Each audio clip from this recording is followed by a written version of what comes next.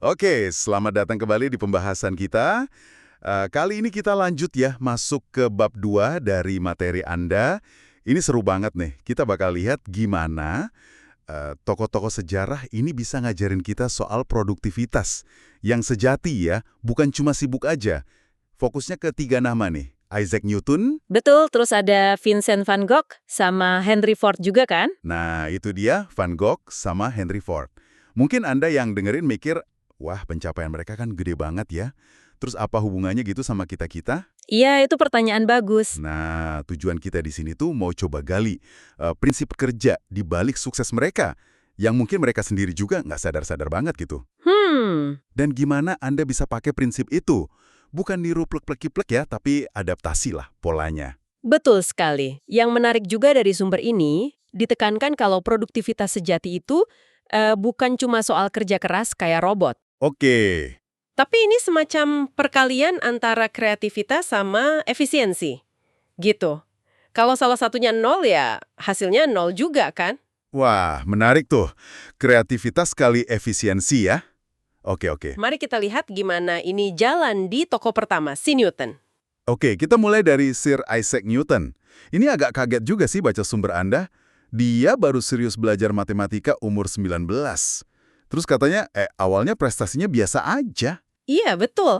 Umurnya udah 19 tahun dan awalnya, prestasinya ya standar lah, nggak yang gimana-gimana. Tapi abis itu, gravitasi, kalkulus, optik, wih, banyak banget penemuannya. Kok bisa gitu ya? Jadi kuncinya itu, menurut Newton sendiri ya, itu kemampuannya buat fokus terus, gitu, ke satu masalah, tapi sabar dalam waktu lama. Dia nyebutnya patient attention, perhatian yang sabar. Patient attention, perhatian yang sabar. Iya, dan ini bukan kayak bakat magis atau apa ya loh, tapi lebih ke latihan fokus aja buat jawab pertanyaan-pertanyaan yang dia ajuin ke dirinya sendiri. Dia bahkan punya daftar pertanyaan gitu. Oh, dia bikin daftar pertanyaan sendiri? Iya, spesifik lagi. Nah, ini kan bisa jadi inspirasi buat kita ya kan. Gimana kalau Anda nih, pendengar kita, mulai biasain tanya lebih dalam soal tantangan sehari-hari. Terus ya tekun gitu cari jawabannya.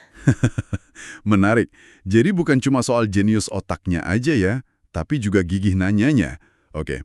Nah sekarang kita geser ke Vincent van Gogh. Ini juga luar biasa. Betul. Seniman otodidak baru mulai serius melukis di akhir usia 20-an.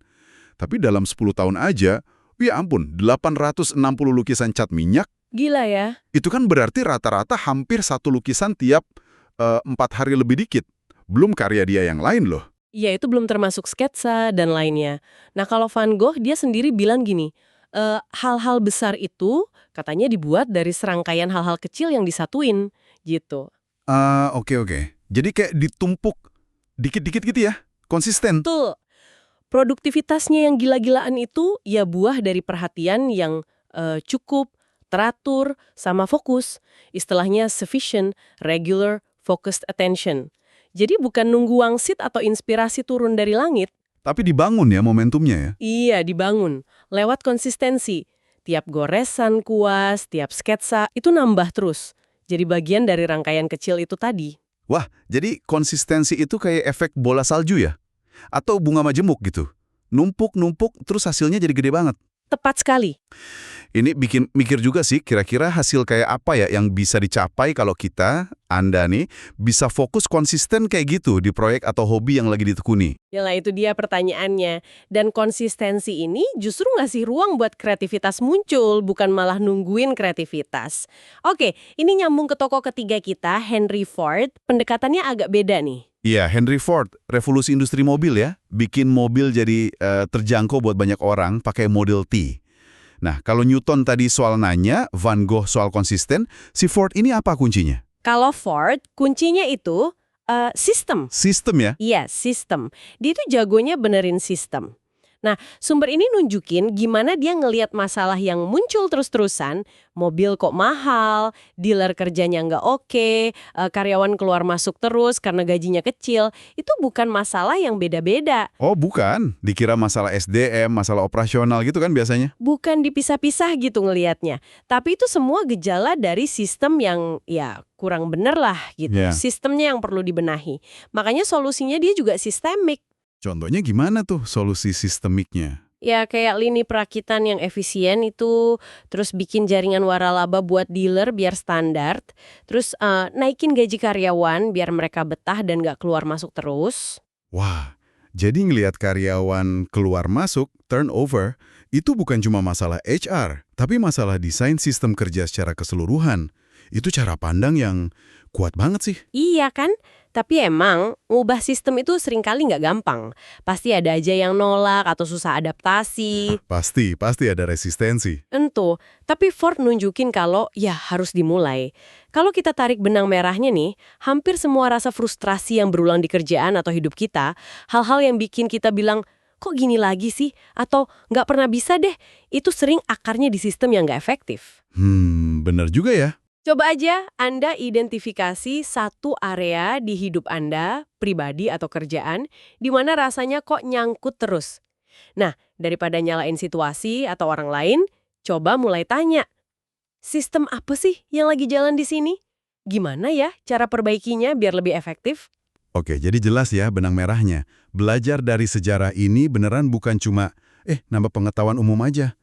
Newton ngajarin pentingnya nanya yang dalam. Sabar. Betul. Van Gogh nunjukin kekuatan fokus yang konsisten. Dikit demi sedikit jadi bukit. Yap. Dan Ford buktiin kalau mikirin dan benerin sistem, itu bisa ngubah keadaan secara drastis. Dan yang paling penting nih, ketiga hal ini, bertanya, fokus konsisten, sama perbaikan sistem, itu keterampilan, skill. Oh, bukan bakat bawaan ya? Bukan, artinya bisa dipelajari, dilatih, terus diterapin sama siapa aja. Termasuk Anda, pendengar kita, skalanya ya disesuaikan sama konteks masing-masing. Ini bukan soal jadi sehebat mereka, tapi pakai prinsip yang sama di lapangan bermain Anda sendiri. Prinsip ini dukung kreativitas sama efisiensi tadi. Sip. Nah, sebagai penutup nih, kita coba bawa ini jadi lebih personal yuk buat Anda. Coba renungkan sebentar. Dari 3 pelajaran utama di bab 2 ini, nanya kayak Newton, fokus, terus kayak Van Gogh, atau bangun sistem kayak Ford, kira-kira mana sih yang paling kena atau relevan sama tantangan yang lagi Anda hadapi sekarang? Mana yang paling nyambung gitu ya? Iya, mana yang paling klik. Terus, coba pikirin satu langkah aja deh. Satu langkah paling kecil, yang konkret, yang bisa Anda coba lakuin. Mungkin hari ini juga. Berdasarkan inspirasi dari salah satu tokoh tadi. Langkah kecil aja dulu ya. Betul. Mulai dari yang kecil. Oke, itu dulu untuk pembahasan bab 2 kali ini.